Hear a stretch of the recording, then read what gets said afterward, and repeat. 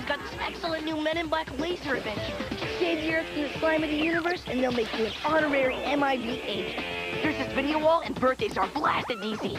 They're almost everywhere. Are you ready for the new DZ?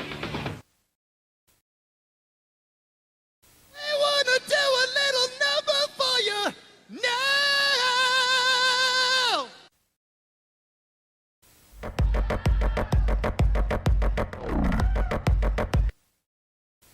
Living in America. There's nothing wrong. No, I'm not. Yeah, I don't love. I don't love. Alone from night to night, you find me. Concerned about that? Gracias, yo te quiero mucho. No, Dankeschön. I'm concerned because there's nothing wrong. And what are you going to say to your fans when they ask you some... I'm going to say I feel good. Papa's got a brand new bag. It's a man's world. What you're going to be Hello, doing Ted. on this tour? Jam. Source, there you are. And we'll be doing a lot of good things, and hopefully we'll get Brother Ted Turner on the cover. Ted, where you at? Hasta luego. Had a little bit of money, so the Lord did me good. Got all kind of shit. Got the glow sticks, I got the gotcha bag, got the Hawaiian punch. Man, everybody won't holler at Pop what you need. I got it. If I ain't got it, I can find it, you understand? I'm selling glow sticks. Glow sticks that go with the yeah. You know what I'm saying? Here's that rainy day they told me about, and I laughed at the thought.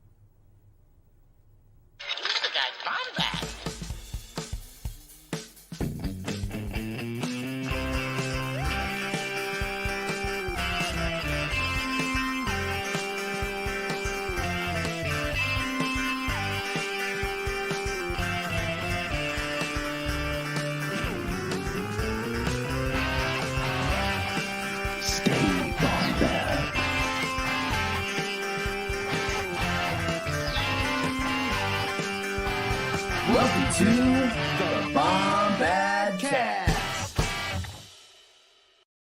What's going on, Bombad fam? Man, I'm excited. We're like in the spooky season.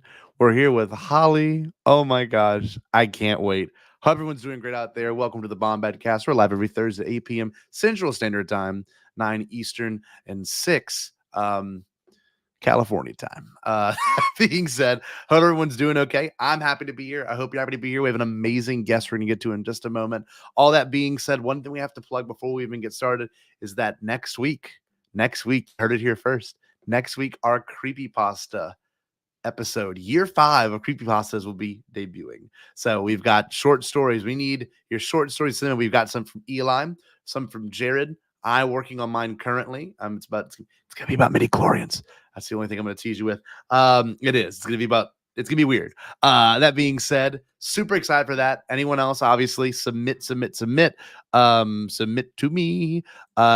email us at thebombadcast. I put it in the chat at gmail.com. If you've got a creepypasta, we love to hear it. That being said, where's my hat? My hat's I'll grab it in a second. I can't do this alone. I can't. I wish I could sometimes, but you got to realize this. This is a fine, delicate recipe, just like we got right here. The recipes in here are delicate. They got some notes. I cannot wait to talk about this. Jerry, you're my recipe. You're my dry gin. How you doing, buddy? Hey, feeling extra dry today. Yeah. Okay, Maybe a good. little London extra dry. There we go. So yeah. I just got to hang out with Charlie Ashby last weekend at the wedding of one Claire and Ethan, and so yeah, I'm feeling a little London extra dry That's right. this week. So Like legitimately, yeah, absolutely. we had a blast at that wedding. We Yes. had a couple of drinks. They weren't anything from this. They weren't anything because I feel like if I had enough of this, that it could be a problem. I was already a problem with what I was drinking. Jerry witnessed at one moment me take champagne. So Let's hear it. Scotty down 3 drinks at the table before, and then got up and headed to the bar only to find out it was closed during dinner. So which is okay. It happens. You know, it is what it is. Scotty was hold on, let me find the clip here. I was gonna say I have never experienced let me find it. This I've never experienced this in person until at this wedding. Oh, okay, good. Oh, I got worried. I was like, oh no. No, not a clip for the wedding. I saw Mardi Gras Scotty in person, and it was a beautiful sight. I'll play Like, one thing off my phone. Much like a cryptid. It was It fantastic. This is the one video that I thought was so funny. I exasperatedly said Joe Organa to Trey, and you could hear it. Here we go. Scotty, Joe Organa. That was me. That was me and Trey. I feel like we're like, Scotty, what are you? I still haven't got my voice back. All right, hold on. We got to get to the meat and potatoes, Jerry. We got to get to the killer cocktail. We got to get our guest of honor in here. Dangerous drink inspired by the most nefarious criminals in the world by Holly Frey. All right, let's do it. Without further ado, Holly Frey is the co-host of the Stuff You Missed in History class in the Criminalia podcast. She also is executive producer for the iHeartRadio Podcast Network. She loves digging into lesser-known aspects of history, like fashion from all eras, the ways people have used poison, and how some of her favorite foods got their names. Holly, of course, is the wonderful partner to our favorite bomb-bad friend, Brian Frey. Without further ado, Holly. Oh, one other thing. Holly is known for obviously getting the opportunity to do a bunch of cool stuff for Lucasfilm, for Disney, and of course, other major companies. Another thing that Holly is known for as well. Brian sent us an old website that y'all had running at one point. So cool. All of her old cosplays and costuming. We'll actually take a look at that. At some Holly, point. So Holly and Brian are masters of cosplay and have been for a while. And so I'm thrilled that we're getting Holly on here. Well, it's crazy because Holly and I talking about these cocktails. We've all hung out before Celebration, but we didn't get a picture together. And there's only one picture of us in existence. It's me and Holly. It's actually not me. It's Paul. But we'll get to that in a second. Holly, Paul and Holly. I hope you're ready for this. Here we go. How we doing, sister? Listen, I'm always ready. You can bring Mardi Gras, Scotty. Always. Have we ever talked about this? I grew up on the Gulf Coast. I didn't know this. No, I was under Redneck Riviera over in Florida. So when I turned 16, I was driving to New Orleans every weekend while the New Orleans kids were driving to Pensacola to hit the beach. That's no joke. That's what my mom, my aunt, and my uncle used to do literally every summer weekend. 100%. Wow. Oh, yeah. Y'all at some point 100% cross pass. Had to have. Guaranteed. Probably. I was always getting in lots of trouble. But now I never go to Mardi Gras because it's like amateur hour. You know what I mean? Like, I don't want to watch tourists that don't know how to drink throw up in the street. Literally, that's all it is. Not fun. Honest to God. The last time I went was last year, and we were off Esplanade, I believe, and like it was the most chill there. Any other street, not worth it. Not worth it. I didn't realize. Okay, I know you frequented New Orleans, and I know you like New Orleans as a place, but the Mardi Gras is not your time of year. That's good to know. Well, now we do Hut Tongs Day in Galaxy's Edge East, so that we celebrate there. Yes, beautiful. And that's our Mardi Gras, because I've always joked that Batu East is Space New Orleans. You walk around with a drink in your hand, whereas you can't do that in Batu West. That's true.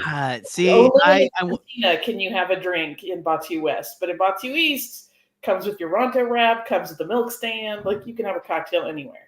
I didn't realize that. I guess I haven't been in the park since 2021. Well, I'm always like, where can I get a drink? I would be like, one of these days. I couldn't get served during dinner. That would be exactly the same. No, it's so funny though. Obviously, you frequent those parks, and I know you and Brian love them. And obviously, you know, I know you're upset. I'm upset. I would have loved to experience the whole entire, you know, Star Cruiser experience. How was the drinks on that? Because I'm sure. Yeah. Great. I'll tell you I actually won't tell that story because I don't know if it's public knowledge. There's a story I will tell you after the fact about a policy to overserve me at all times. But sorry, folks at home. I have it on good authority that I was always getting slightly stronger drinks than normal. Oh, okay. You had a little like arrangement like me and the guy that worked at the bar at the AMC. I didn't know right? Till after it had closed and one of the servers said something to me. Right. Oh, did you? Wow, that's you had so that Holly charm. You had that Holly charm that they were just like, no, you know what? Holly charm is I parked my ass in that sublight lounge. They knew which table was mine from like our first cruise, and I tip really, really well, and so they all knew who I was. And that's so. I don't want to break everybody's things sore because I know y'all both obviously loved it and everything about it. Yeah. Do you miss it? I know y'all had been to it like what 3 or 4 times. I don't remember. Say the number. It's embarrassing, but it's more than that. It's fine. Okay. do you miss it? Yeah. God, I want to. Yeah, I mean, it's like, listen, here's the thing. For me personally, for anybody, like the fact that you could go to a place, and I know it was prohibitively expensive for a lot of people, so that's not lost on me. But like, if you had the means, or if you could like room share with a bunch of people, you could go to this place, and all of the stuff that you dreamed about when you were a kid about like, wouldn't it be cool to be on a starship and talk to an alien and do it would happen. Like, and because we went frequently, the actors that performed Wani got to know me, and so it really was like we had a friendship, which was amazing. So it was like I got to be the dream adult that my 6-year-old self thought I could be one day, and it was really, like that's really what made it like amazing. It's of course all of the stuff was cool. Like it's cool to see all the stuff. It's cool to eat all the weird space food, which was amazing, and the beverage program was amazing. But like just to, kind of live the dream of your childhood self is like, you can't. Well, I mean, it's priceless. Yeah. Look at the room you're in right now. Obviously it's just amazing. You've got the full cantina right there. We do have a little cantina. Yeah. With I like immersion. Okay, so another thing too, I was gonna say, like, you can't see it from the shot she has right there, but like Brian sent me photos of like the arched out like entryways, and the seats are all authentic, and it's just here. I don't know. See if I can do a quick spin, but there may be stuff that's not Star Warsy in the shot, just because that's okay set up for this. So this is my back bar. I can't do it. And we have some cool stuff on the wall. The Thorian, yes. The Thorian. There's this guy is a near replica of the little crocodile that was on the wall in the oh dude, yes. Cantina. It's like a little weird thing. But then if you swing this way, you'll see our God, dude, that's so cool. Oh, look, there's Brian. Hi, Brian. Brian, there's a cute boy. If we go this way, that's our back door. That's our little sign, and that's our doorway. Oh, that's so cool. And it's just a little, fun space that, like, again, kind of like the dream had been for a long time. Like, what if we had a room in our house that felt like we were in Star Wars? Yeah, of course. That is the dream and stuff, because it's like, I mean, as a child, I used to dream of like having like rooms that I would deck out in like almost like museum quality like backdrops for my action figures, which is not gonna happen in any reality right now for that, because I wanted to like I'm talking like Smithsonian level like detail and stuff. And but like, I mean, just to have that like a place to go and just kind of forget your cares for a little bit is just absolutely beautiful, and I love that. Yeah. I love you guys have that. The best is just, when you're having a stressful day at work, and because I work from home almost 100% of the time, I can come down here and just even make a coffee and sit here and drink coffee and listen to weird diegetic Star Wars music. Right. Like, that's wonderful. There's so much now. They've got those like playlists on YouTube of like, Coruscant noises all the time. Yeah. Literally. Oh, it's so cool. And that's the thing too. Like, I know a lot of what you do is obviously something that I have always wanted to do on a professional level, and that's talk about things that you love, constantly and have interest in. And this book is a product of that. Like It this is. book is such a good product of it because, you know, obviously who doesn't like their drinks, but to have a story accompany a drink to match an aesthetic of a feeling is just, I don't know, man. This is a pretty awesome piece. And I know, how long did it take to make this book? I have no idea. Oh my God. We were just, Maria and I, and shout out to Maria, because Maria is the co-host on the podcast. We could talk a little bit about how the podcast came to be and her role on it, because she's our primary writer on it. And she, after the initial couple of passes on the book, like she would write the initial copy part, I would write the drink.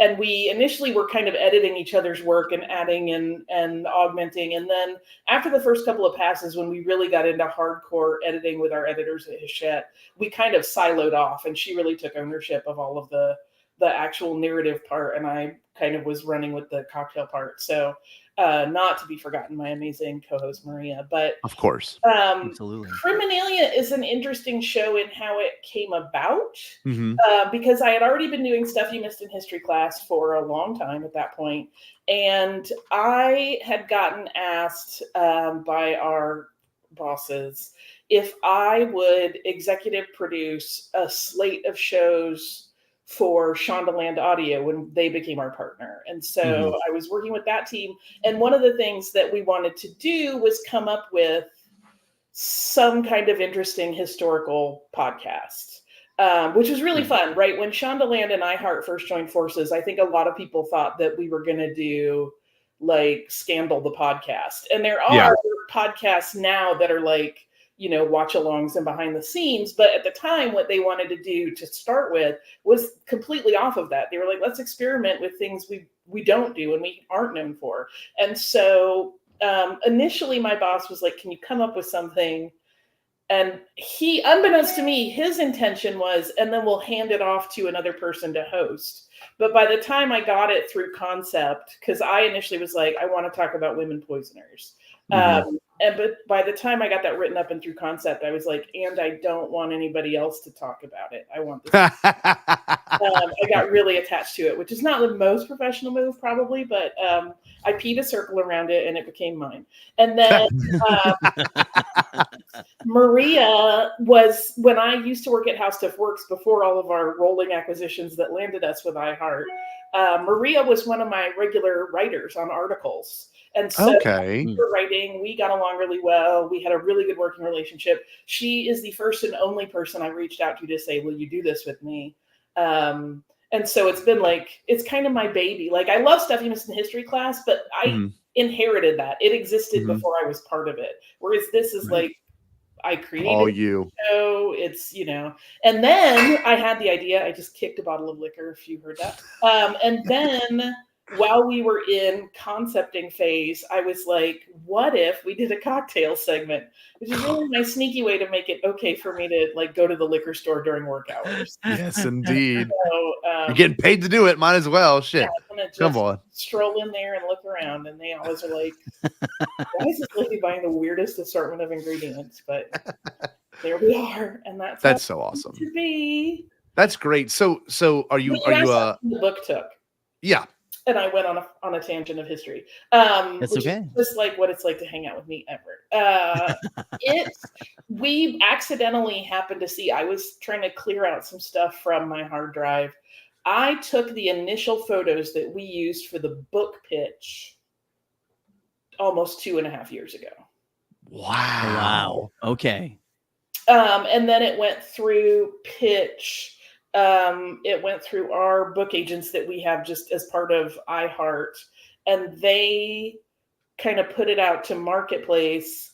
And we were very, very lucky because it is kind of unique in that not only are they, you know, drinks that are tied to historical stories, but we also have a mocktail to go with every cocktail, which is getting more and more important in the drink space. Of course. So we had a lot of publishers were interested. So we kind of got to, you know, go to auction and pick the publisher that felt like the best fit for us. So we were very lucky in that regard.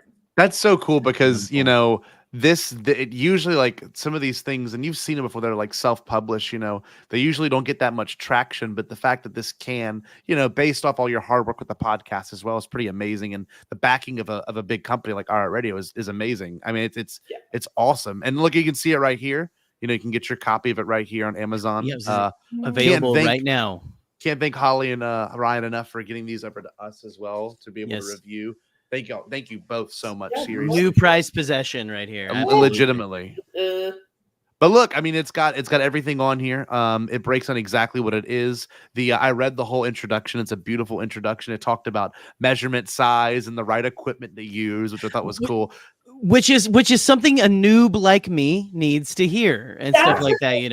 That is really important to us, especially on the show. Like, I have been to bartending school, but I'm not a bartender. And I feel like a lot of people get very nervous about making their own drinks. And if you're in the drink publishing space, a lot of what you're going to read are things that people who live in that world are talking about, which is awesome. But especially when you're on a podcast, it's not like you can teach someone all of the secrets of bartending in a 5-minute segment. So we try to keep them simple enough that they're easy to pick up on, but also to give people the confidence to be like, oh, I like this drink, but that liquor is not my favorite. I wonder if I subbed out this, so that they can go make their own things and develop their own, palate and figure out what they love the most, because that's the best drink. The best drink is the one that you like the most. See, that's what I say too. A lot of these, I drink rum kind of often, but I never ever drink I can't think of the name right now. Holy crap. Amaretto. Yeah, I never drink amaretto. It's very rare that if I do get a drink with it, I'll enjoy it, but it's not something I would seek. So this book also, for those that do not know, I love that it always starts with the story, then it leads into the drink itself, which is so cool. It's brilliant. But one thing that I thought was most impressive is this book has a lot of heft to it. It's not a heavy book, but it is over 250 pages. That's a lot of book. No, really, a lot of booze. It's a lot of booze. It's like 80 a lot of trying, I think, because there's one that's like a shot flight. Beautiful. Which it was funny because when I had told people I was doing a shot flight, they just looked at me like, so one of your entries is 2 ounces vodka, 2 ounces. And I'm like, no, when I make shots, they're tiny cocktails. Yeah. We even talked about it in the book that one, if you like the taste of a shot, nobody should be pressuring anybody to chug anything. If you love to, go crazy. But the idea is that they should be yummy enough on their own that you don't feel like you have to hold your nose and suck it back. It's right. It's not just about getting wrecked. It's about having an experience and tasting something yummy. So of course. And look, we've all been there where someone's poured us a drink and it's less than desirable. I had one this past year at St. Patrick's Day. Here's an Irish car bomb, and it was Guinness, and then another. I mean, just the name alone too is just you that was about to go off in your gut. Absolutely. Disgusting. Yeah, no, I had a cocktail when I got to Celebration Anaheim made by one Trey Mitchell that was Sprite and vodka, and it was more vodka than Sprite. Let me just say. Man, listen, you just need you got to add a little lemon juice to that. Heck yeah. Just a smidge. Pull out the lemon and the Sprite, and then you can add an ounce of a little pomegranate, and then you have something that actually feels a little elevated. Okay, so before we get to our first recipe, I want to know how your taste buds operate, because it sounds really silly. But when you taste, do you have Remy the Rat? Remy, from Ratatouille, the sounds pulling your hair, stuff like that. So, like I said, pretty early on when we started doing this segment on the show, I had not been to bartending school, and I realized after kind of brainstorming drinks, I was like, I am a weak ass dilettante. I need actual knowledge and skill. And so, I mean, I've been drinking for a very long time, so I knew some stuff, but I decided to go to bartending school.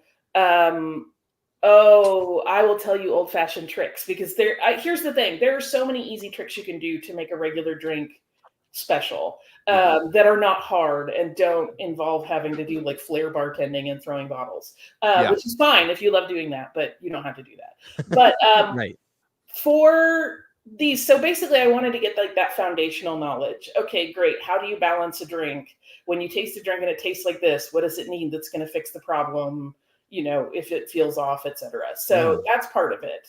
But then for this project, for this show, the way I make drinks is that I usually I read the story for the week that we're going to talk about, and then there's always some little detail that really sticks with me, and that's usually my guiding thing. We'll talk about it a little bit, like in the first one that we're making tonight. We're talking about a person that taught other people how to use poison, and had kind of this what was jokingly referred to as the Poison Society. And I thought, what is the drink they would serve? It can't be anything that gets you super messed up. Sure. But it has to be something that, has a little alcohol, a little unique flavor, feels a little special, but isn't overwhelming. And so at that point, you're going to keep your ABV lower. You're not going to pour 4 ounces of vodka and 2 ounces of Sprite. So that one is a little champagne, and there's a little bit of amaretto to just give it a little. There's a phrase that I use that is probably really incorrect and bad, but there's always that one ingredient that I say is what puts the big ass on the drink. Okay. It's it right. And they're drinks that you'll sip and they just taste a little reedy or thin. And if you find that one ingredient that you can add, it usually doesn't take much, but it just makes it a round full flavor. And so it actually becomes what it's supposed to be. And so in that case, that's just a cranberry juice, champagne, and then just a little bit of amaretto grounds it and gives it that nice nutty warmth, and it makes it something that has a little more weight to it than just the juice and the bubbles can do. Yeah. So that's kind of how my brain works. We can talk about it. We have 3 drinks picked out for tonight. And the third one is part of my favorite season, because that season of drinks had a very unique conceit that I challenged myself to do that might have been stupid, but it ended up being super fun. And we can talk about that when we get there. But yeah, that's usually how I do it. So when I walk downstairs, our bar is downstairs from the rest of the house. When I walk down here to workshop a drink, I usually have a recipe in my head already. And it usually is pretty close to where that lands. And then sometimes I tweak stuff or go, this needs a little something. But that's how my brain works. I think it's probably because I'm fairly creative to begin with, and I tend to do associations. Or even the drinks that we have for our bar. I will give you an example of one that is, I don't know if you two have ever had a painkiller. It's a very common tiki drink. I believe, yes, I definitely have, because a friend of mine's big into tiki. Yeah, big into tiki culture. It's a creamy tiki drink. Yes. Pineapple juice and orange juice, and there's coconut cream in it. And then it usually has a little nutmeg on top. But when I was working on drinks for our drink menu down here, I had this moment where I was like, what is the drink that Jackson the Leppy would want? Because I feel like he'd be into tiki. And so we flipped that around a little bit. And we have something called a Leppy painkiller that instead of pineapple juice being the primary and orange juice is the secondary, carrot juice is the primary juice. Holy shit. Pineapple juice is the second. That's awesome. One of the best, accidental good fortune drink decisions I've ever made. It's so That is beautiful. So yummy. Super wow. This is okay. So obviously, when it comes to, making these drinks, I know there's a lot of experimentation. I'm sure we'll get into that a little bit as well. In the sense of it being, for story wise, I don't know. Let's get to the first one, actually. Let's just get to the first one. What page is this one on? The first one is page 6. It's early on. Okay. Yes. It's one of our early ones from our season about women poisoners. God bless. So what's so appealing about the act of poison and poisoning someone, and why should Brian be scared? Brian should not be scared. Although we did joke a lot during the research for this season about how often our browser history was how much arsenic killed 200-pound man. No. Someone's gonna knock on your door soon. Very little. Excuse me. And one of the things that came up, because a lot of times poison is called the women's murder weapon or the ladies' murder weapon. Right. And the reason is that, unlike something that requires brute force, like a close combat weapon or something, you don't have to have the advantage of greater physical strength over your victim. And also women have historically often been the people that are preparing food and, doing all of that. Right. It's so elusive too. It's kind of, there's something kind of elegant. sneaky It's elegant and elegant. kind It of. is, but if you read very much about how arsenic poisoning goes in the death part, it's not. There's nothing elegant about it. It is. There's nothing elegant about the not about the death. There's something elegant about just a drop of something in there. Is like very poetic and stuff. And as we started researching, one of the things that we realized in that first season is that a lot of the instances of women poisoners really started to emerge when you dig a little deeper into their stories about people who were just trying desperately to take some sort of power in their lives. We will reference a poisoner in this first story that is not who this first story is about, but she's often confused with this same woman named Giulia Tofana, who is actually the person who inspired the entire show. And Giulia Tofana was this Italian poisoner who is credited with killing more than 600 men. But really what she was doing was teaching women how to use poison when they were caught in an abusive marriage and they had no other recourse to escape. Wow. Really trying to get people out of domestic violence situations the only way they could, because if they just packed up and left, they would be chased and killed. Exactly. And actually they had no legal standing to initiate a divorce. So it was all right, I'm going to die if I stay with this man. Yeah. Or he has to. And that was kind of how that happened. And so I'm not saying it's ever fine to kill somebody, but you start to understand the logic of why that happened. Of course. It's a lot more. Not as cut and dried in terms of good and evil. Exactly. Perceived initially. It's a lot more logical of a way to kill. Yeah, exactly. When again that standing again, and a lot of this is starting to sound like a little bit of Project 2025. So get ready to vote, kids, because it's probably going to make a comeback if we're not careful. So How to Poison Someone by Holly Frey. Anyway, let's get into it. Holly, are you ready? Yeah. I want to hear your reading voice. I'm so excited. Yeah. So the lovely gentlemen here have agreed to read with me from the book. And the first story that we're reading is about Hieronymus Barra and her secret society of poisoners. And so here's the deal. Here's how we're going to do this. I'm going to read the first paragraph, and then we're going to go around. So I'll read the first one. Jerry, you read the second paragraph. Scotty, you read the third, and then we'll just cycle that way. Cool? Yes, ma'am. We got it, sister. Let's do it. All right. Outside of her work with poisons, Hieronymus Barra, who went by the professional name La Spara, is basically a total mystery. There are a number of problems with that, but here's the biggest one. Over time, the story of her life has gotten mixed up with that of another famous poisoner, her contemporary, Giulia Tofana. And really, it's easy to see why there's been so much confusion.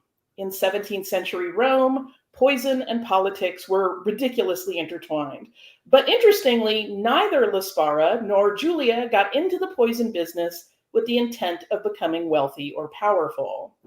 Instead, both were known for primarily supplying poisons to women who wanted to get out of their marriages. There was, however, a subtle difference. While Giulia tended to assist women who wanted to get out of abusive situations, La Spara was more focused on helping her clients get a financial leg up on their spouses. La Spara was known around the city as a sorceress or witch. And though she was a practicing astrologer and fortune teller, she considered those more like side gigs. In reality, most of her time and attention went to a very different role.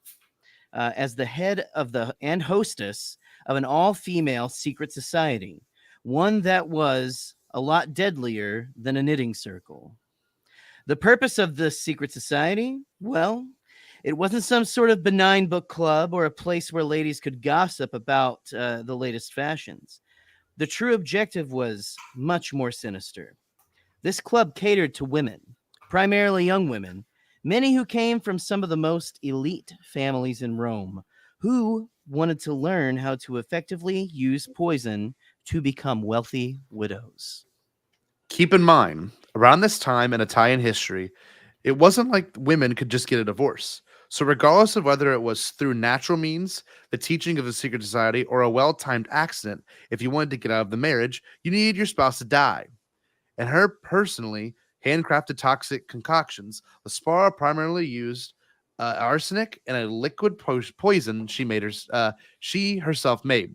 Conveniently for her clients, a fatal dose of arsenic is just about the equivalent in size to a pea. In other words, Laspara wasn't handing out poison by the gallon. She was simply supplying these dames with deadly drops. She ran her society for years until, well, there's always someone who can't keep their mouth shut, isn't there?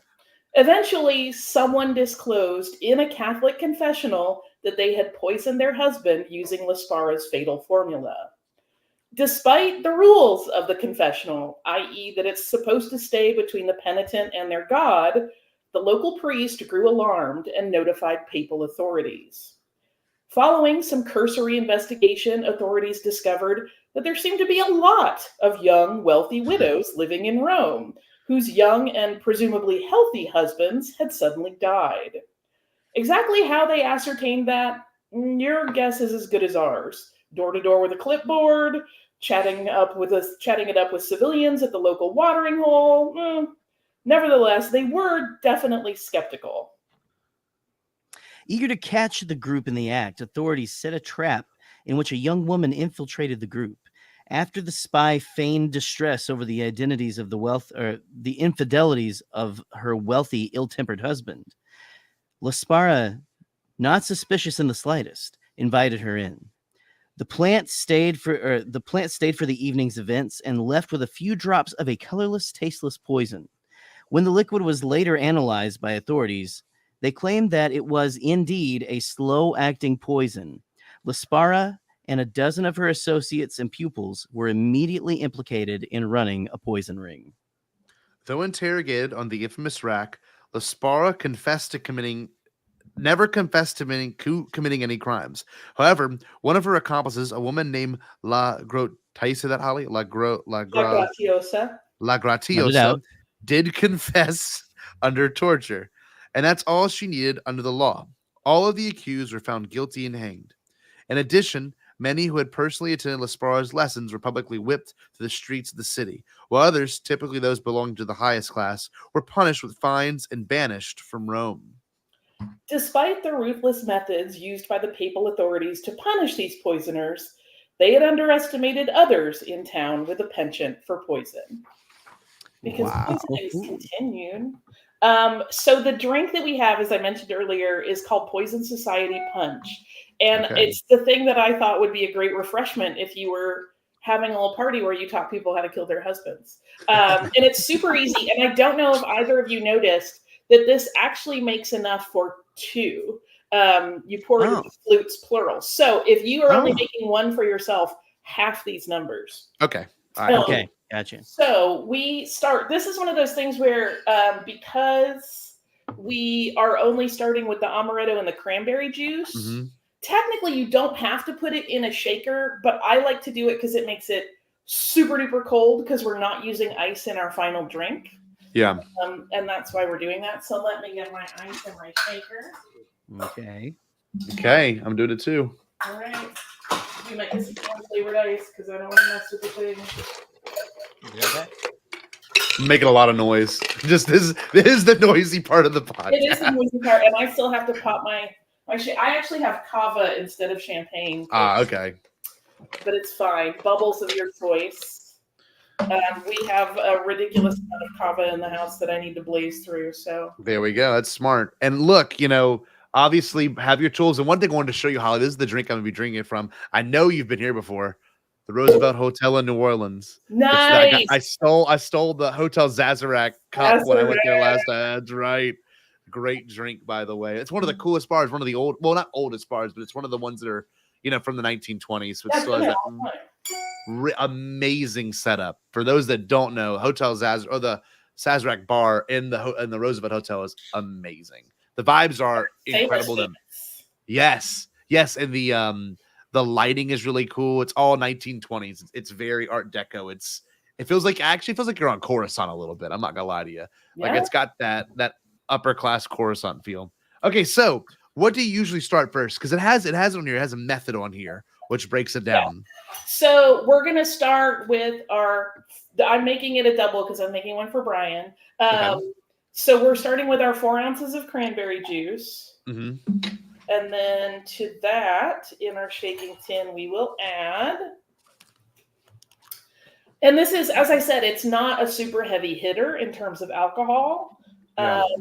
Because the idea is that you want to keep your wits about you when you're at your secret society meetings. Of course, you gotta be, right? Exactly. You gotta be. And we're not fools. We know this. To your cranberry juice, again, if you're making a double, you're going to add an ounce of amaretto. Say, just cracking this bad boy open right now. There we go. I got my jigger right here, and we'll be good.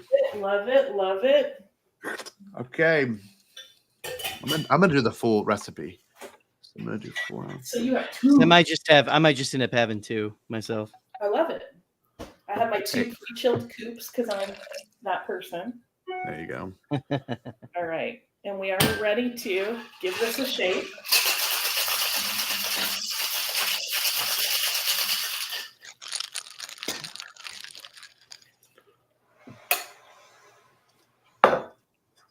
And then because it's you guys, I got out my super fun strainer, which is a Millennium Falcon. Yes. Oh, that's awesome. Is that officially licensed? Do you know if it's officially licensed or not? I knew it wouldn't be. I knew it. They're too scared. One day they will be. Pour your mix into your glasses. And I'm splitting it across 2 glasses. All righty. So making sure I'm correct, we put the amaretto and cranberry juice in, then we're going to shake it up and then top it with the sparkling, right? Right. Okay. If you don't ever want to put bubbles in your shaker, it will explode. That makes I was sense. gonna say, yeah, Scotty. This is basic chemistry. Okay, I'm gonna mute my microphone. You teach children for corn's sakes. So yeah, come on here. Oh, he muted it. I love the sound of a shaker, so I'm always All right, here we go. And I go, so bring it on. Okay. So Scotty and Jerry with cobbler shakers. I have a nice toast. Among bartenders. Oh yes, yeah. Let's say mine's got measurements on the side there because I don't have any other measuring tools. So do you like a little trickaroo on a cobbler shaker? So if you have your cobbler shaker, most of the time, but not always, this cap is a 1 ounce measure. Oh, wow. I think mine won't come off. I tried to get it on. So that happens. I just carefully poured. So okay, and then top it off with how much? You said it's you're gonna go ahead and pour it into your glass. Okay. And then in the glass, you're gonna top it off with 2 ounces per glass of bubbles. And that's kind of a measure with your heart situation. All right, here we go. Let's say.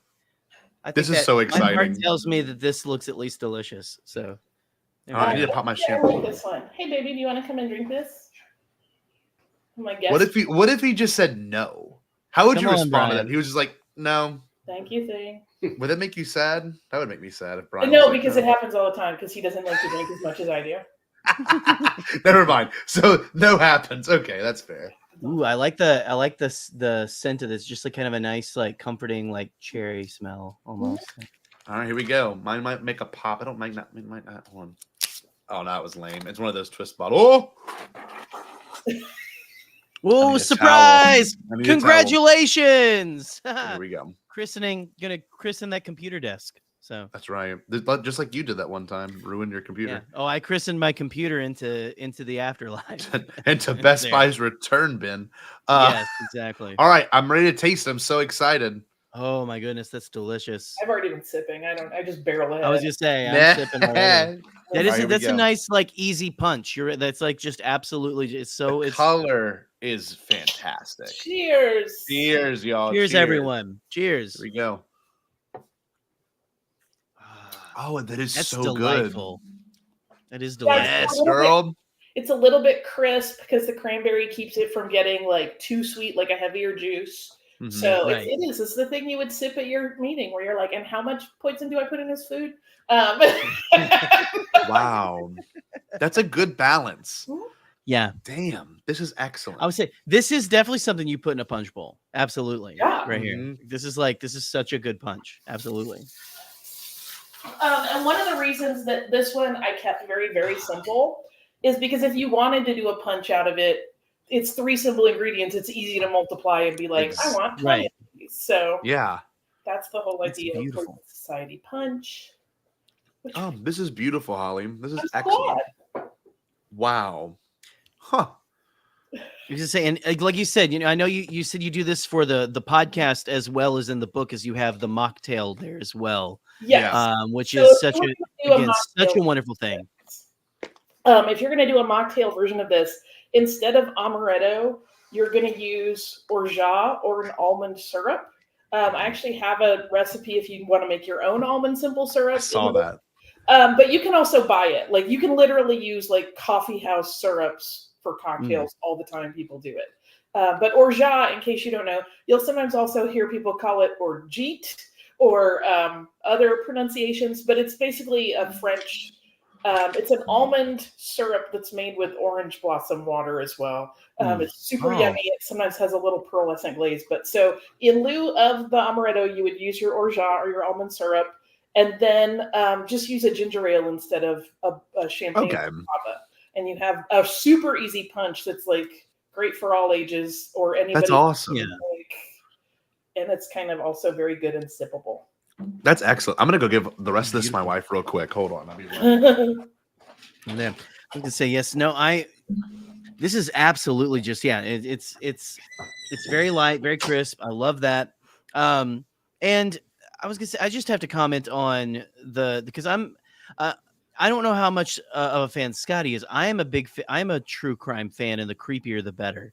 And so I, like just combining the bit of true crime with alcohol, it's my 2 favorite things. I mean, they go together very easily. It's a little bit interesting because, true crime has gotten really, really popular, but yes, I will confess that I simultaneously, I, like everyone else, love it, but I also tend to feel a little too much like a voyeur. And so historical true crime feels a little less creepy to me because it's also like we have all heard the stories of like podcasts or documentaries where someone gets an idea that they're going to follow up on what they've seen on a true crime show and they start knocking on people's doors. And I'm like, our rule is that you got to be dead. We're not going to bug anybody that's alive. Right. Which is a good rule of thumb. Yay! Oh, I can see you. I can't hear you. I'm sorry. Adorable. Katie approves. Very good. There, the Katie seal. We need a Katie seal of approval, like graphic. Yeah, she liked it. She liked it. We're good. We did it. All right, cool. Great. All right. Hey, this whole awesome. night was worth it. Then this whole night was worth it. Right?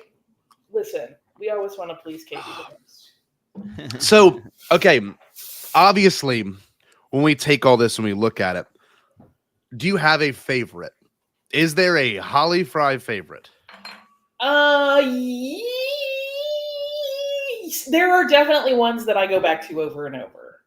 There's one in the book called A White Toad, which is it's based on a poison called a white toad, which was from West Africa.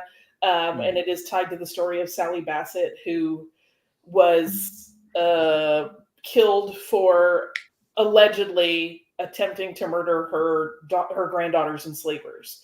And so that one is vanilla vodka with ginger liqueur and ginger beer. And it's just like the easiest sip. It's great for summer. It transitions into autumn really well. I drink it all the time. That was like when the book came out. The day the book came out, I was such a nervous, messy wreck that was what I came into the cantina to drink. I just want to wait quietly by myself in the cantina. All right, that's excellent. So, do we want to move on to our next one? Sure. Okay, cool. What was our next one again, Holly? It's that is Captain Charles Johnson, the pirate who wasn't, and it's on page 86. Yes. Okay, Jerry, do you want to start this one? You can do the first sentence in the first paragraph. Is that page 86, correct? 86. Yes. And it's a Sorry, much shorter read, so. Oh, okay. I was saying I could just take this whole one, unless we want to. Do we want to split it up round robin style? Dude. You do the whole thing if you want, bud. I was gonna say yes. I was not making another one of those at all. So I'm just gonna set that aside. Okay, Captain Charles Johnson, the pirate who wasn't. Little is known about Captain Charles Johnson except one thing. If he ever did exist, that was probably not his real name. There's no record of Captain Charles Johnson in the Royal Navy, dating back to the 18th century or earlier, nor is there any evidence that a self-titled pirate captain of that name plundered the seas. However, in 1724, a certain Captain Charles wrote a book called A General History of the Robberies and Murders of the Most Notorious Pirates, which contained biographies of both historical and fictional pirates, including names many of us recognize, like the very real Edward Blackbeard Teach, Anne Bonny, and Jack Calico Jack Rackham. It read like a pirate encyclopedia or maybe a yearbook. Most importantly, whoever wrote it clearly had a great knowledge of the sea and the pirates who roamed across it. And it remained an influential book on piracy for a long time. It was mostly thanks to this book that the Western world developed their own presumptions regarding what pirates looked like and how they talked and behaved. Think of the stereotypical things like eye patches and wooden legs. Whoever he really was, Charles knew the language and the pirates. Charles knew the language and the pirates. Some pirates, such as Henry Every, who was actually a real pirate, were romanticized, helping their story of seafaring crimes take a more permanent hold in popular culture. Thanks to this record, Henry gained recognition as one of a few, if not the only, or perhaps the first, major pirate captain to escape with his loot without being killed in battle or apprehended. In other words, he got to cash in his pirate 401k when most pirates didn't even have a chance to retire. Many of us have tried to guess the identity of this mysterious Captain Charles in the years since that book was first published. It was once suggested that perhaps the actual person behind the book was author Daniel Defoe, the same guy who wrote the famous 18th century novel Robinson Crusoe, which was inspired by the story of Alexander Selkirk, a Scottish seaman. Defoe often wrote under pseudonyms, and among his 300 works, he sometimes wrote about piracy. While an interesting theory, not everyone is convinced that Defoe was the true author. Some believe the name behind the pen was actually Nathaniel Mist, an 18th century publisher and former sailor familiar with the West Indies. Alas, me hearties, he too is unconfirmed, and the real identity remains elusive, seemingly lost to Davy Jones' locker. Yes, that's sick. That really is a book. I mean, it still gets quoted by historians today, although hopefully most of the time they will caveat it and say, we don't know how much of this is real. But it's really like a foundational book of like everything we have ever heard or known about pirates. And because we don't know who Captain Charles was, and his story is quite cloudy, I wanted to make a drink that was completely clear, as like a flip on it. And I also wanted to do something, because it's sort of based in these ideas that are very lore oriented and kind of fantastical, I wanted to do something a little stereotypical flavor wise. So I wanted to make something that kind of tastes a little like a pina colada, but is clear and not heavy. Yeah. And so that is what we are making today. It's called the Crystal Clear. And this one starts out with, also in your shaking tin, which is hopefully slightly clean from last time. Yes. An ounce of clear or white rum. Like, you don't, this is not your time for spiced rum. Okay. Boop. So I got Parrot Bay. That's what they offered at the place, and they got Rum Haven. This is like a coconut water rum. So, because I know the recipe. Oh, you're gonna have extra coconut flavor. Okay, I was gonna say, I know the recipe asked for clear coconut syrup. That's the one thing I couldn't find. Like, you know, within a couple of days. But this, however, is I was just gonna mix both of these in their if you respective have that, sizes. and I would ideally add like a simple syrup, but if you don't have that, you're fine. So it's an ounce of white rum, and then we're gonna do 3/4 of an ounce of a coconut syrup, ideally a clear one. Okay. It's fresh. I gotta open it. And this again is one of those things where, like, if you get coffee syrups, that's totally fine. Oh, okay. See, that is a tip that I need to hear because again, I'm not going to think about that when I'm in the alcohol, I'm in the section looking for, all my mixers and stuff like that. Yeah, you can absolutely do coffee syrups. I like them a lot, actually. And this is a case where we do definitely want to put it in the shaker also. Yeah. Because it is, because we're combining a syrup with your spirit, they just mix better if you give it a good shake. So off we go. Beautiful. This little one's so hard to open. I also, for this one, I pulled out one of my very Star Warsy nerdy glasses where I did a custom etched Naboo royal emblem on it. Looks like a fleur-de-lis. It is very much like a fleur-de-lis. I cannot get this thing open. Hold on. Scotty's never going to make a drink because he can't open it. Now I'm going to sit here all frustrated and whatnot. It's funny because, I never drink, Holly. I drank last weekend, obviously. But, I'm pretty... I have evidence to the contrary of that. Yeah, you're right. I know, no. Sounds like lying. Lying. I don't...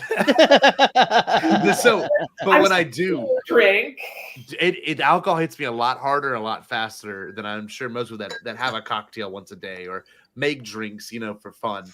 That other drink's already kind of settled in my stomach. It feels good. I'm feeling warm. You know what I mean? I'm being poisoned right now. Feeling nice and poisoned. Absolutely. Poison delight. Okay, 1 ounce of white rum. Okay. Ooh. I have to clean off my little desk station over here later. Alrighty, and then do we shake it with the pineapple juice in it too, or the hard seltzer? No, because once again, there's bubbles. Oh, duh! Look at you. Listen, this guy's supposed to be a teacher. I mean, come on. At least not a teacher of drinks. No, that's true. That's true. Like a computer biology teacher. Not a lot of cocktails in biology, as you would think. I mean, there were when I was there, but that was different. Some of them, yeah. I knew every trick to sneak booze into school. I was really, really bad. Yeah. My favorite thing is and I don't have this problem at my school. I know they have it in high schools. I'm in a middle school. In high schools, they've got a problem with vapes now. You know what I mean? And that's they can disguise pencils as vapes. It's really right. Nuts. This is really pretty though. I don't know if anyone else can see it, but the way it's kind of clear at the bottom, a little mystery at the top. Okay, I'm gonna pull my. So then on top of it, we are adding roughly 8 ounces of pineapple hard seltzer. So we're kind of combining a spirit by doing a rum with a hard seltzer, just to make it a little extra. And it's super clear. That's no joke. You couldn't even tell if that was alcohol, to be honest with you. I know, right? Wow. Cheers. Sprite, teach. Cheers. Ding, ding. Yeah, Mr. Jaro. My poison punch again. So. Oh, wow. Jerry, I wish I could explain this flavor to you. It's very nice. Man. It's like very tropical. Without any of the heavy stuff and that weird filter. Yeah. Yes. And also one thing I want to say about it, too, is the... there's a more of a clarity. It's less super sugary as, when you just drink straight rum or put, rum in something else. It's got more of a, I don't know, it's got more of a refreshing taste to it. Mm-hmm. Yeah. Yeah, I tend to, once in a while I like a creamy drink, but I tend to step away from them because they're so heavy. And I'm like, am I having a diabetic situation? Because they're usually so sweet. Or am I getting buzzed? I'm not sure. I'm a little, having a blood sugar issue. What's happening? So this is the crystal clear. If you want to make this a mocktail, you would do your coconut syrup. You're just going to skip the rum completely, and you're going to add 8 ounces of a pineapple sparkling water, just a non-alcoholic. Wow. Easy peasy. This is so good. Okay, so so easy. What is Brian's favorite? Because like I'll read the dedication. The dedication actually made me a little teary eyed the first time I read it. Couldn't tell you why. Guess because I know y'all. It was and to Brian, thank you for being the most amazing supporter, best friend, soulmate, playmate, and drink tester I could ever ask for. Which and the dash H is what got me. I just think it's so sweet. So what's Brian's preferred? What's Brian look for when it comes to this? I don't. His favorite drink that I make is not in the book. Okay. It's a drink that I make called a Gold Leader, and it's on our menu for the bar here. And it's like a bourbon, pineapple, cinnamon situation. And it's his favorite. Yeah. That sounds delicious, actually. It is. I won't lie. The Gold Leader is the most ordered drink in Caves Oasis. Really? Yeah. Okay. I just noticed the sign. I just noticed the hold on. What's the you'll know before I even go out here and see it. What's the original Mos Eisley Cantina sign say? It says Spaga. We don't know what it means. Yes, Spaga. That's it. I have the PA, and it's red and blue. Yes, at least that's how the Huts say spaghetti. And so when we were doing this, because Tom Spina, bless that man, worked on a lot of stuff for the cantina, and he was like, "Do you want a Spaga sign?" And I was like, "Well, I don't love the red and blue. I like the idea." Yeah. And then we ended up doing green and purple for Cabe. His art director also designed, I'll flip this around, our amazing logo for the cantina. Yes, I was going to say, because that was the sticker that was in the box that you sent. That right there is so beautiful. Cool. It's the best. I love it so much. I have a tattoo of it. I love it. That's the custom piece from Regal Robot. Yeah. Okay. Yeah, because I have the one that we were just talking about, the Mos Eisley one, on top of my door outside. Yeah. And I just love the way it looks. It just feels so authentic. Yes, the Spaga. There's people like twice a week. People show up at Scotty's office door looking for spaghetti. So I just want some pasta here. Yeah, just gonna come on. That's what the sign says. It says. Well, that's in here too. You know, you gotta do what you gotta do. I'm like, can I have a crystal clear, Mr. J-Ro? Please let me take it. This is really good though, Holly. I'm starting to feel a little buzzed, Holly. Beautiful. I might slur this next little reading we got coming up. Well, I'm gonna. Scotty's so drunk he can't say the word paragraph right now. There's also a lot of Italian names in this one, so like, yes. How confident are you feeling? I'm right, very. You better put a little Spaga in this one for us. Okay? So the next one is the Hanged Woman, or no? Hold on, am I getting to? No, it's not that one. Hold on. No, we didn't pick the Hanged Woman. Do you want to make one? Because I'll do it. No. I got all the stuff ready to rock and roll here. How many do you have memorized, by the way? Is there a couple that you're just like, boom, like I can make a Hanged Woman in my sleep. I can make a White Toad in my sleep. I can make a Poison Society punch without thinking about it. Yeah. I could probably do, only because we had to workshop it so much working on the book. I could make an Esther Carlson. I would say in my sleep, but it involves steps where you have to put things in the freezer and take them out. But I could do it without having to actually measure much. Yeah. That's incredible. That's a drink. We're not making it tonight, but I was telling the gents earlier, that's a drink that changes flavor while you drink it.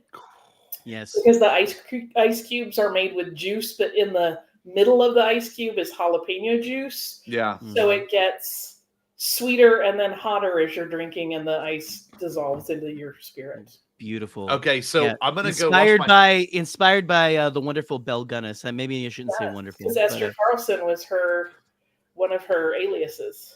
Yes. Holly, have I ever said you're one of the coolest people I've ever known. So thank you for being here. I thank you, but you should meet more people, I think.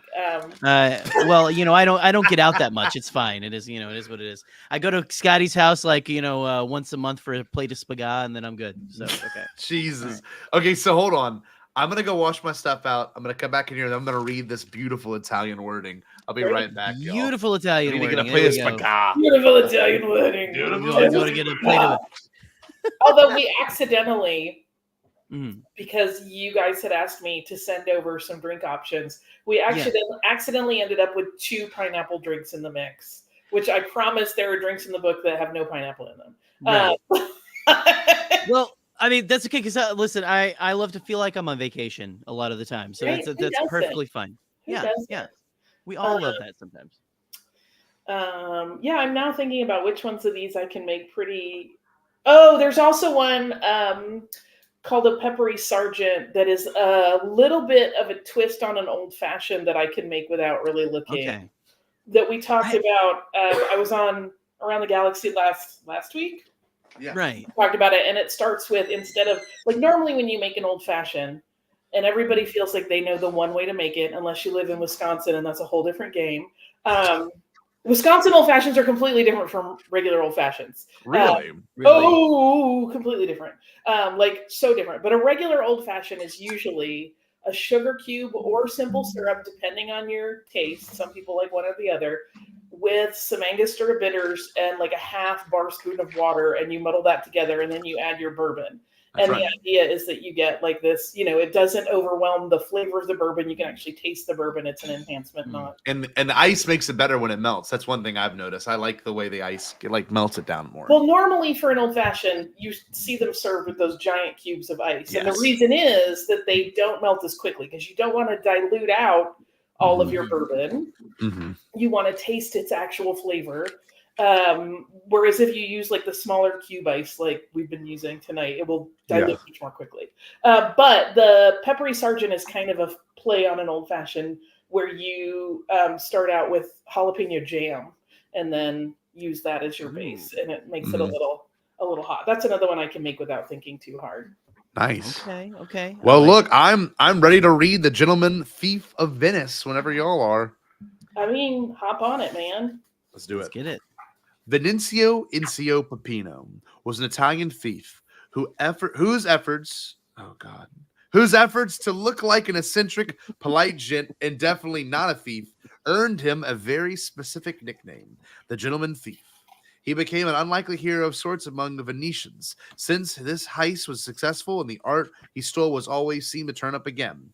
Plus, he was non-violent and most considerately, he never left a mess behind. His story itself could take up an entire book, but let's hit the highlights. Incio began stealing primarily pastries when he was just a kid, before moving on to pickpocketry, which seems like legitimate leveling up in terms of his criminal hierarchy. He carried out roughly 3,000 art thefts at museums, galleries, jewelers, and private residences across Venice. Just Venice, and all close to St. Mark's Square. Interestingly, he had a particular weakness for nabbing any fine clothing he found along the way. But one of Inicio's biggest criminal feats was that he was the first thief to successfully rob the Doge Palace, October 1991, and he did it all by himself. His target was Madonna Conbabino, a Bartolomeo Vivarini work displayed in the Sala di Censori, and he successfully pinched it for the Mala de Brenta, a criminal organization based in Veneto, Italy. The painting, you may be surprised to hear, was returned within a month.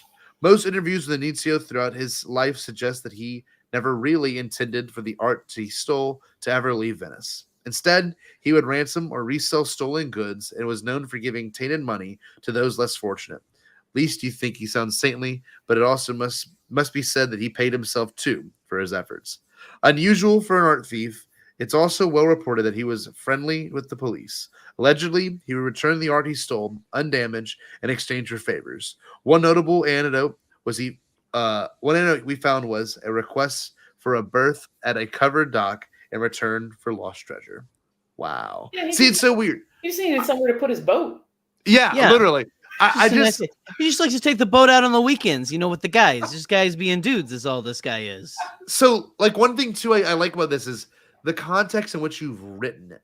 It doesn't really give away the year in which it takes place, usually until later. I know ancient Rome is one thing, but like I was expecting this to take place in a way different time period. But then when I read October 1991, I was surprised because I think being a thief is almost a an antiquated way of like a gentleman thief. A gentleman thief seems like something from hundreds of years ago, whereas here or it something proves me from wrong. a Pink Panther movie or something. Yes, yeah. We were so that is from the final chapter of the book, which is based on our season that we did on art heists, which was our very favorite. And one of the fun things that we discovered is that well into the 20th century, in a lot of cases, people were literally just taking art off the wall and walking out with it, because even in museums that had security setups, they weren't always turning them on. Like, so it would be like, oh, there's a famous Rembrandt that's a painting of Jacob de Geyn the second or third, and it's called the Takeaway Rembrandt because it got stolen so many times because it was so easy to steal it. And like, there's a very funny, the intro that Maria came up with for that story is very funny because it tells the story of another painting being stolen at the same museum, and the guy that's calling the head of the museum going, "It's not the Rembrandt this time." Which is well into the 20th century. That was a problem. Wow. Yeah. Pardon? Yeah, the Mona Lisa. I mean, we didn't. Here's the thing that I love to tell people about the Mona Lisa. No one knew about that painting or cared about it until it got stolen in the early 1900s. Wow. Like, when it got stolen, the earliest newspaper reports about it showed the wrong painting. And it's so funny to us because we all grew up with it. And like, if you go to Paris, you can literally, like, on the street carts outside of the Louvre, buy like Mona Lisa socks, Mona Lisa fans. And so we all know what it looks like instantly. But at the time, nobody really knew or cared. That's amazing. That's cool. Yeah. So here's the conceit I started doing during our art heist season, where I challenged myself to make every drink look to some degree like the art that had been stolen. So in the case of the Madonna col Bambino, that painting, the Madonna's robe has this very, very deep scarlet red at the base and at the neckline. And then the cloth that the baby Jesus is swaddled in is a pretty bright yellow. So we have like, and this is when you build in the glass with the intention that those colors will be a little separated so that it has a red base on the bottom and then there's like a golden on top of it. Yeah. Which is a very silly way to go about making drinks, but it was a fun challenge. Yeah. So for this one, we're going to start out with, I got to get my glass ready. Hold on.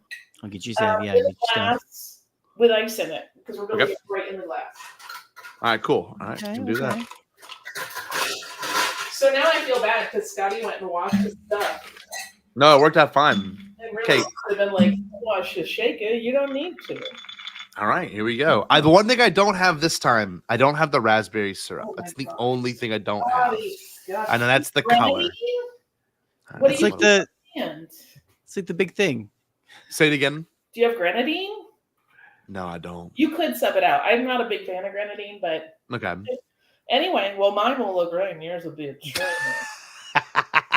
It's okay. I'm still gonna do it though, sister. We still got it.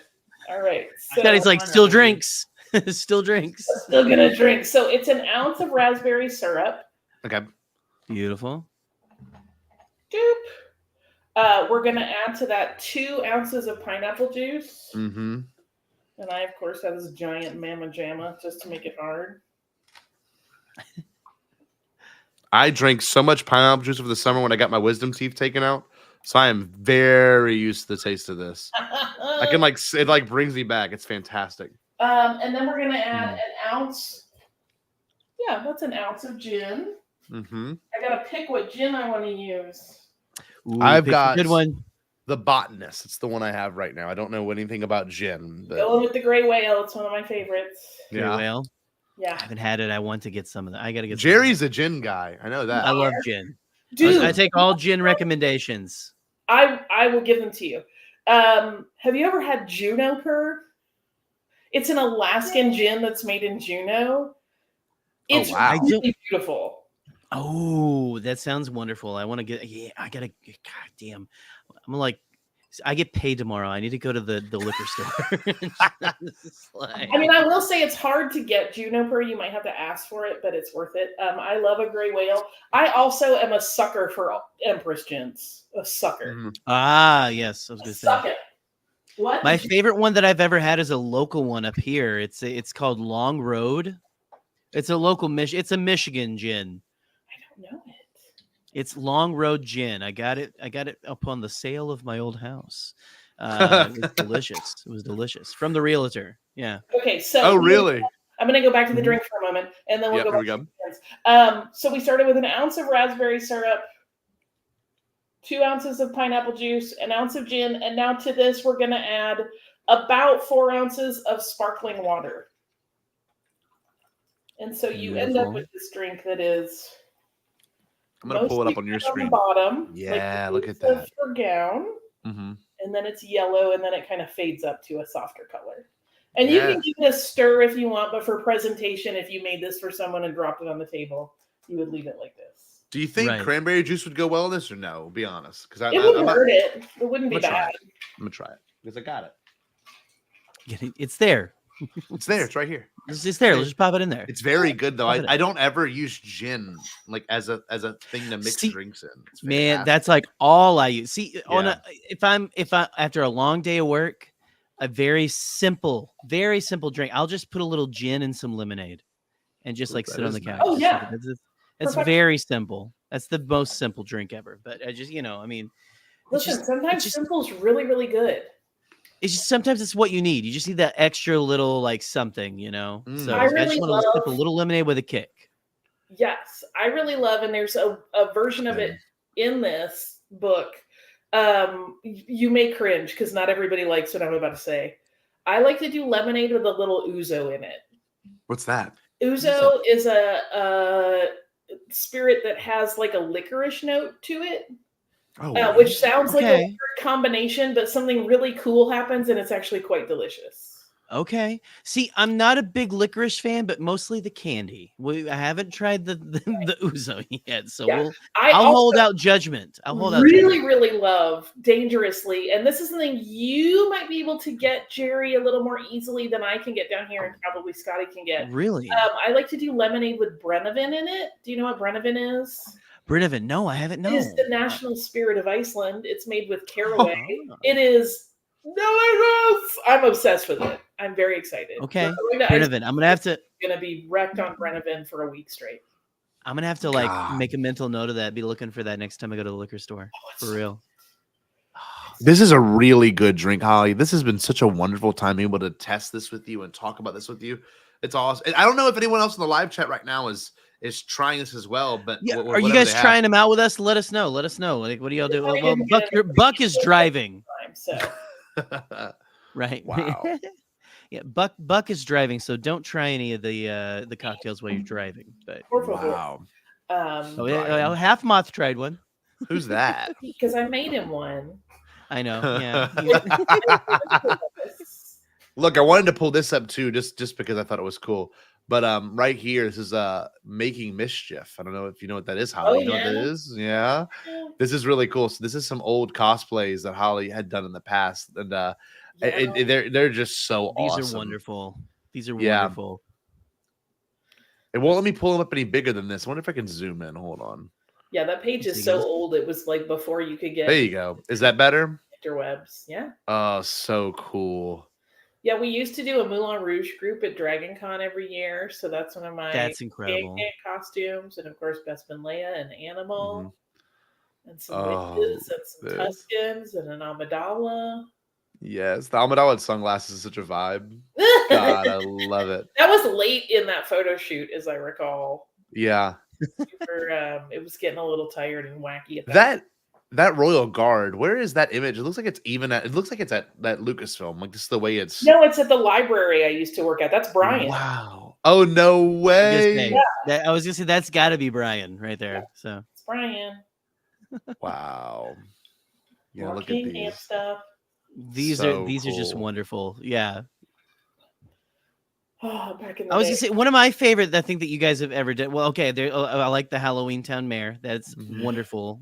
All of these are wonderful. Very close to my heart. Oh, I love that. I was gonna say the one that, and I don't know if it's on this page, but don't you guys was it Brian who was in the cherry costume? Me. Was it you? Yeah, Okay. Carrie's in the next room. She's like a piece of furniture in our house now.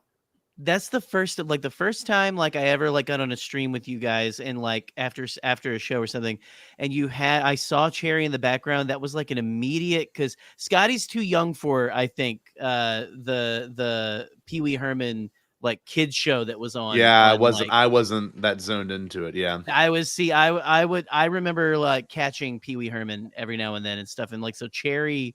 As soon as I saw Cherry in Holly and Brian's house, I knew they were some of my people. Yeah, because that was just such a deep reference for some people, you know. Yeah, that Cherry is a puppet that you can stand in, or I can stand in it because I'm short. But that's so fun. Yeah, I stand in the back of it. It's hollow, and then I can work the arms. This is the one that this was insane. Like, I'll never forget seeing this for the first time a few years ago.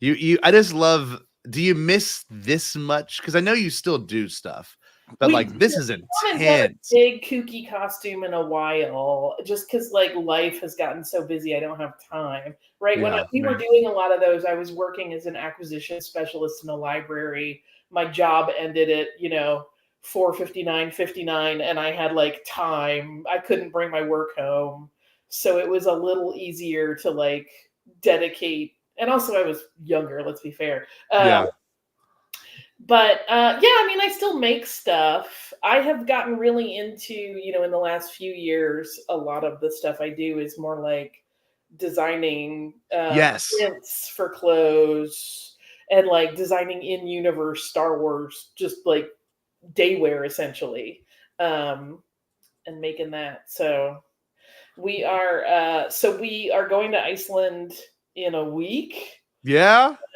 And one of the places we're going, it's for my work, but one of the places we're going is down to Vic, which is where they filmed the opening of Rogue One. Oh, wow, dude. So Brian and I are like, can we pack some of our like Star Wars spacer outfits? So if you see pictures of us freezing on the black beach, as though we are going to the Urso household, you'll know what's up. That's awesome. Wonderful. I just, you know what, and I'll say this, I don't mean to be sappy, but I guess I will be. I just love how much you two love each other and enjoy each other's company and take care of each other. That's an amazing thing, because y'all have been together for how long now? I don't even know the exact. 28 years. I love how much he puts up with me. I mean, I'm a pain in the ass. I would have divorced my bitch ass like 8 times minimum. Oh, come on. Been like, girl, no, we're done. This is a wrap up. You are a pain in the ass. You're messy and you create havoc and you get cockamamie ideas and then suck our entire world into it. I don't know. I just think it's so genuine. You can see people like put it on, and I don't think anyone in our space has that. Oh my goodness, there's some hands on the screen there. There we go. But I just genuinely appreciate, like, because I've seen y'all, and I know we all have mutual friends, and I don't know, there's always been an air of respect and love towards both of you, and I think it's obviously justified. Y'all are just wonderful people, and we've been around y'all. You've got us gifts before. Like, Brian walked up to me at Celebration, I'll never forget, with a signed copy of the TLJ book, and at no point did I deserve that. At no point did I ever need that. But you say that, and it's such a beautiful thing, because we obviously we go to these conventions, we see each other, and it's a wonderful thing. But it's to know, and I've been around y'all, before the convention started. I heard about you having to like, pull a panel together like last minute for like the ILM like thing. Like, I'm just like, I just think it's so cool that y'all have such a special dynamic, and I genuinely think it's such a beautiful thing. It really is. It really is all Brian. Like, let me be clear, right? It's kind of how like, do you know that Wayne Gretzky and his brother are the top scoring brothers in the NHL? Mm-hmm. How many goals do you think his brother has? Oh, I have no idea. Right. Like, it's all Wayne. So like, of course. Ryan, he's amazing. And I'm just like the asshole that makes his life chaotic.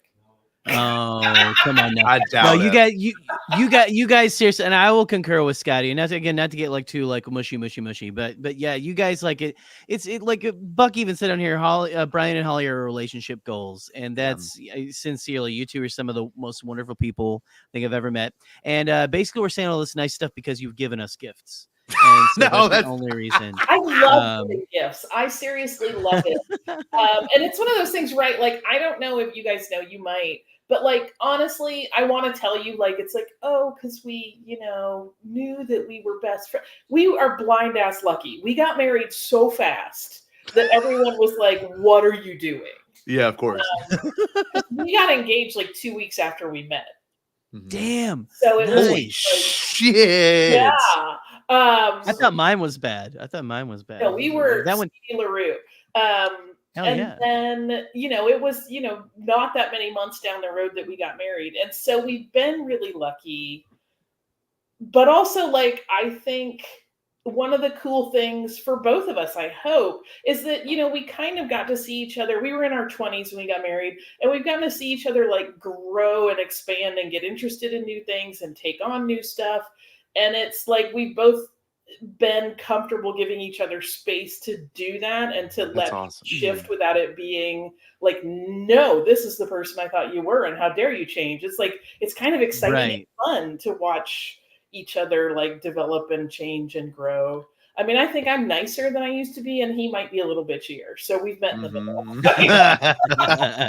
Well, look, regardless of all that, I it's a privilege to have you on here and be a part of this. Oh, it's and my pleasure. It's so much fun. We'll just share your stories of this and the things you've researched and fallen in love with. This is a dream come true for some people, and I know it is probably for you. But to like have a published book, and it's going to do really well. It's a very special book. This is, I'm gonna agree with you. This is the kind of book you see that's sitting in Home Goods or TJ Maxx or a place like that. Like, this is that kind of book that people are going to buy and go, holy shit, this is so well written. This is so well done. The fact that it's got both the mock cocktail and the actual, it's just, I don't know. I see nothing but success, and I know the launch has probably been really awesome. And I don't know. I guess as a friend to friend, I'm very proud of you, and you made a dream come true, genuinely. And hell yeah. You always have a space here if you want to come back and make some more drinks and get drunk. Slurring and be like, did you buy any Brenneman yet? But no, I don't know what else we can plug. I mean, do you want to say anything else with the book? I can obviously get it pulled back up and we can see where to get it from. But is there anything else you want to say, Holly? I mean, I'm always talking Star Wars. That's kind of the funny thing. I feel really bad because there are people that follow my Star Wars or my history podcasts and then follow me on social media, and they're like, all you talk about are like Rhodians and aliens. I don't. So I get more history content, and I'm like, no, that's my job. Right. So yeah, there's also Full of Sith, which I'm always yapping on about Star Wars stuff. But yeah, the book has been really, really exciting. It's a thing I wanted to do, but it's also been very, very personally, psychologically fascinating, because the second it became real and was coming out, I was like, I do not wish anybody to see or look at me or perceive this book that I've done. Like, I just became so like self-conscious about the whole thing. Sure. Because it's a little nerve-wracking, but it's really, really nice. And part of that is because the people like you have embraced it and been really, really incredibly lovely about it. So thank you. It's our honor. I mean, it's hard to put anything out there of yourself. I mean, it's putting a piece of your soul out there, and so it's a hard thing to do. And so kudos to you. Yes, especially when it feels like a piece of my soul. Exactly right. But no, that's just more power to you. Yes, go ahead. But while we're here, here's the thing. I am like, I obviously love to drink, and I love to like just combine flavors and play. But here are I have tips. I have the easiest tips on earth for people that maybe don't have the book or whatever, but they want to make stuff. And this is a great tip for gin drinkers, by the way. Okay, I'm listening. Gears. If you want to be like, oh, I usually do like a gin and ginger ale or a gin and tonic or whatever. Here's a great trick. Find a tea that you love, like literally a tea bag. I use this one all the time in our bar. It's like a little pumpkin spice one. infuse like 6 ounces, like just put it in a jar with 6 ounces of gin, give it a shake every couple minutes. Also, green tea, amazing. Literally, if you do like a gin and like Sprite that's got green tea infusion in it, oh my God, people think you're fancy as hell. It's like, no, dude, this took me 30 minutes to infuse, and it's super easy and super fast. And that goes for like bourbons. You can do that with old fashions and make like a pumpkin old fashioned that way. It's super easy. So I mostly just want to encourage people to like play with the stuff that you're making at home, because it doesn't look, if you're just drinking to get wrecked, great. It's not where I'm at in my life, but whatever. But like, if you want to have like a slightly elevated, really yummy thing, that's not a thing that is for other fancy people. It is for everybody to play with flavors and really enjoy like what they're doing and make things that are their own and feel special. And so I think everybody deserves that. So that's that's one of my great tips. Just play with your flavors. Infuse that stuff with like a little tea. Here's the other thing that I will tell you. If you just want to play with drinks and you don't know where to start, there's a base formula that is easy peasy rice and cheesy. It is the basis of so many drinks. And that is 2 parts spirit, 1 part syrup, 1 part citrus. This is like what a mojito is based on, what an old daiquiri is based on, what margaritas are based on, and like a Collins. And basically you can like plug and play with those things and come up with your own stuff where you're like, I don't know, what if I use a gin that tastes like strawberries and I use rose syrup and I use a little lemon juice and then I top it with ginger ale and then something really amazing happens. So those are I'm like a proselytizer about making yummy drinks for yourself. Don't be beautiful with just easy stuff all the time. Of course. I love Holly. that. I love that. This is some good life lessons. I feel like I'm talking to Jimmy Buffett. It is wonderful. No, but in all seriousness, thank you seriously from the bottom of our hearts to come on, and Brian to you as well. I know Brian's in the background hanging out, but I'm gonna kiss him when I see him. Kiss the coffee daddy. Yes. I don't mean to hype anything up. I don't know if Jerry's gonna be able to pull it off, but will I be seeing you in Japan, Holly? Is that something that's gonna? Yes, girl. Those tickets are bought. Those flights are bought. I am ready, Freddie. I'm terrified of the 14-hour flight, but it's gonna be fine. Have you been before or no? No. Oh, it's the first time for both of us. Yeah. Yeah. We're getting sake drunk. We're getting sake drunk, I had lunch Holly. with a friend of mine that has spent a not insignificant amount of time in Japan, and she's like, "Oh, you're gonna love it. It's so easy." And I'm like, I don't know, but I don't know that it will be easy, but I will be blissfully like running around screeching my head off. I can't wait. Well, I'm looking forward to it, Holly. Can't wait to hear about how much joy this book brings to people. I feel like this is the perfect Halloween gift, but also, no joke, this is a good Christmas gift. This is look. Yes, I'll give a shout out. I got an extra. Just a good gift for my sister-in-law who is big into murder mystery. She doesn't know this yet, but her birthday's November 8th. So when we have little party, that's the gift she's getting. Thank you so much for that. That was so wonderful. But all that being said, Holly, thank you so much for joining. We'll plug it again. Oh, we're honored. This has been a privilege. I'm gonna get gin drunk after this. Can't wait. That being said, next week, Star Wars creepypastas. If you want to submit one, just email it to thebombadcast@gmail.com, and you can submit your stories. For some reason, there's not enough Star Wars creepypastas in the world, so we're trying to get those. We have been doing our part for the last 5 years. We did it the first year, didn't we? Yes, we did. At least for 5 years, we have been pushing into the veins of the internet this Star Wars creepypasta. And so if you look it up, we're the only thing that comes up. Exactly. That's the thing. That's the thing. We found our niche right there. We found our niche for the Halloween season. We're going to read some spooky stories. We're going to write some spooky stories. It's going to be a great time. And on the actual eve of All Hallows Eve. Yes. It is absolutely insane. We're going to light some candles. We're going to turn down the lights. We're going to have a lot of fun. And you all need to be there. And write a story. If you just write, it doesn't matter if you've ever written anything, just try it. Just give it a try, write something, and I promise it'll be a fun time. I was going to say, we want to let's pad this show out. Yes. With tons of stories. Let's do it. I'm hoping we can do that. But Holly, I know you know the catchphrase. If there's any chance you can say "Stay Bombad" for us to wrap this thing up, we would be honored. What? Of course. You better stay Bombad. Or yes.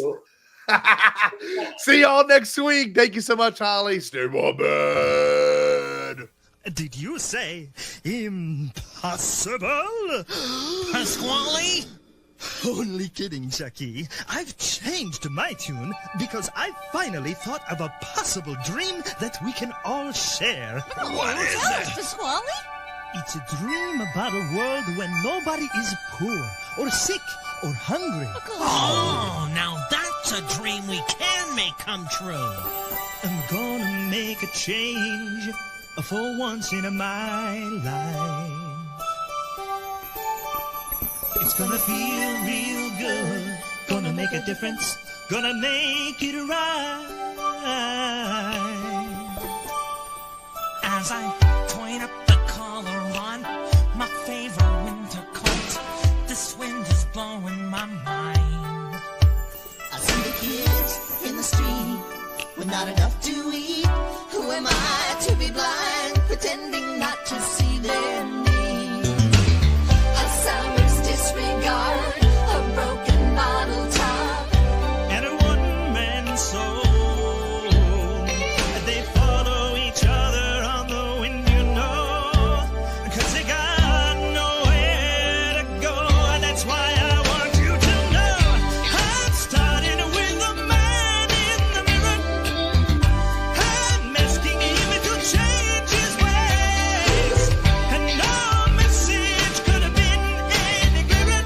If you want to make the world a better place, take a look at yourself and then make a change. I'm starting with the man in the mirror. Oh yeah, I'm asking him to change his ways. come on, change. No message could have been any clearer. If you want to make the world a better place, take a look at yourself and then make a change. I'm starting with the man in the mirror. Oh yeah, I'm asking him to change his ways. no message could have been any clearer. If you want to make the world a better place, take a look at yourself and then make a change. Time for us to take a break, but we wouldn't dream of being gone